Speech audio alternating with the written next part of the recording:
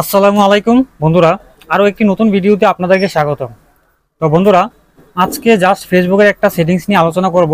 সেটা হচ্ছে two factor authentication. যাদের ফেসবুক আইডিতে টু ফ্যাক্টর অথেন্টিকেশন চালু করা আছে, তাদের ফেসবুক আইডিটা অন্য কোনো ডিভাইসে বা আপনার মোবাইলে লগ ইন করতে গেলে একটা সমস্যায় পড়ে থাকবেন। ডিসপ্লেতে দেখতে পাচ্ছেন এরকম একটা সমস্যায় পড়ে থাকবেন অবশ্যই।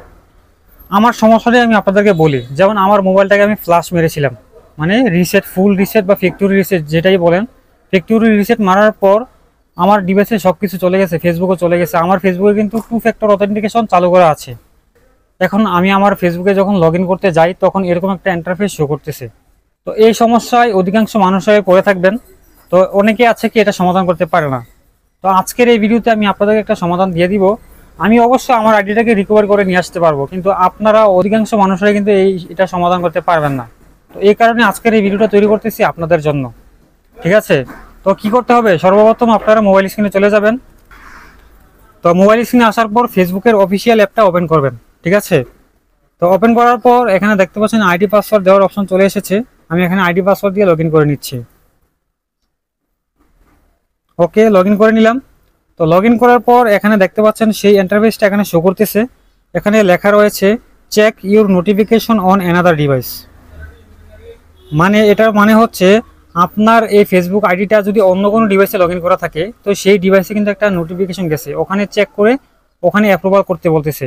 এখানে নিচে দেখতে পাচ্ছেন লেখা রয়েছে ওয়েটিং ফর অ্যাপ্রুভাল। মানে ওখানে অ্যাপ্রুভাল করে দিলেই আপনার আইডিটা সাথে সাথে লগ ইন হয়ে যাবে এখানে।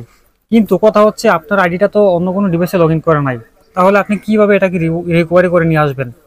তার জন্য নিচে অপশন রয়েছে, দেখতে পাচ্ছেন ট্রাই অ্যানাদার ওয়ে। তো এই অপশনটার উপর একটা ক্লিক করে দিবেন। ওকে, ক্লিক করে দিলাম। ক্লিক করার পর এখানে দেখতে পাচ্ছেন choose a way to confirm it's you. মানে আপনাদেরকে এই তিনটা অপশনের মধ্যে চুজ করতে হবে যে আপনি কি আসলে ফেসবুকটা আপনার অ্যাকাউন্ট কিনা। ঠিক আছে? মানে এই তিনটার মাধ্যমে জাস্ট আপনার অ্যাকাউন্টটাকে রিকভারি করতে পারবেন। এখানে প্রথমটা হচ্ছে নোটিফিকেশন অন অ্যানাদার ডিভাইস। আপনার ফেসবুক আইডিটা যদি অন্য কোনো ডিভাইসে লগ ইন করা থাকে, তো সেই ডিভাইসে কিন্তু একটা নোটিফিকেশন গেছে। ওই নোটিফিকেশনে ক্লিক করে এখানে অ্যাপ্রুভাল করে দিলেই আপনার আইডিটা সাথে সাথে লগ ইন হয়ে যাবে।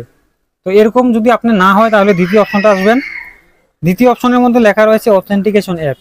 এটা হচ্ছে গুগল অথেন্টিকেশন। ওই গুগল অথেন্টিকেশনে যদি আপনার ফেসবুক আইডিটা অ্যাড করে রাখেন বা লিস্ট করে রাখেন, তাহলে কিন্তু সেই অথেন্টিকেশন অ্যাপে কিন্তু কোড জেনারেট করে, কিছুক্ষণ পর পর কোড জেনারেট করে।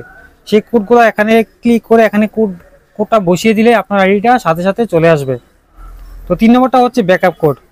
যারা টু ফ্যাক্টর অথেন্টিকেশন চালু করেছেন, তাদের আইডিতে কিন্তু অটোমেটিক 10-12টা কোড জেনারেট হয়ে গেছে অটোমেটিক। তো এই কোডগুলো যদি আপনি কপি করে রাখেন, তাহলে সেই কোডগুলো থেকে একটা একটা করে এখানে বসিয়ে আপনারা খুব সহজে আইডিটা ফিরিয়ে নিয়ে আসতে পারবেন। তো এই তিনটা অপশনের মধ্যে আমি জাস্ট আপনাদেরকে দেখাবো যে কিভাবে অথেন্টিকেশন অ্যাপটার মাধ্যমে আইডিটা রিকভারি করতে হয়। তার জন্য কি করতে হবে, গুগল অথেন্টিকেশন অ্যাপটা ইনস্টল করতে হবে। তো আমি সর্বপ্রথম প্লে স্টোরে চলে যাচ্ছি। তো প্লে স্টোরে গিয়ে গুগল অথেন্টিকেশন অ্যাপটা ইনস্টল করে নিচ্ছি। ঠিক আছে? তো দেখতে পাচ্ছেন এখানে ইনস্টল করে নিলাম। ওকে, ইনস্টল করার পর এখানে ওপেনে ক্লিক করে দিচ্ছি। ওকে, ধাপে ধাপে আপনারা সম্পূর্ণ কাজটা করবেন। ঠিক আছে? তো ওপেনে ক্লিক করার পর এখানে গেট স্টার্টেড বাটনে ক্লিক করে দিলাম। তারপর এখানে আপনাদের জিমেল অ্যাকাউন্ট দিয়ে লগ ইন করতে হবে। তো যে জিমেল অ্যাকাউন্টটার মধ্যে আপনার আইডিটা, মানে ফেসবুক আইডিটা লিস্ট করে রেখেছিলেন, সেই জিমেলটা আপনারা লগ ইন করবেন। যেমন আমি এখানে জিমেলটা দিয়ে লগ ইন করে দিচ্ছি। তো এই জিমেলটা লগ ইন করে দিলাম। তো তারপর এখানে কন্টিনিউ অ্যাজ বাটনে ক্লিক করে দিচ্ছি। ঠিক আছে? তো ক্লিক করার পর এখানে আইডিগুলো শো করবে। এখানে অবশ্যই স্ক্রিন রেকর্ড হবে না, আমি অন্য একটা মোবাইল দিয়ে ভিডিও রেকর্ড করার মাধ্যমে আপনাদেরকে বুঝিয়ে দেওয়ার চেষ্টা করতেছি। আপনারা মোবাইল স্ক্রিনে দেখেন।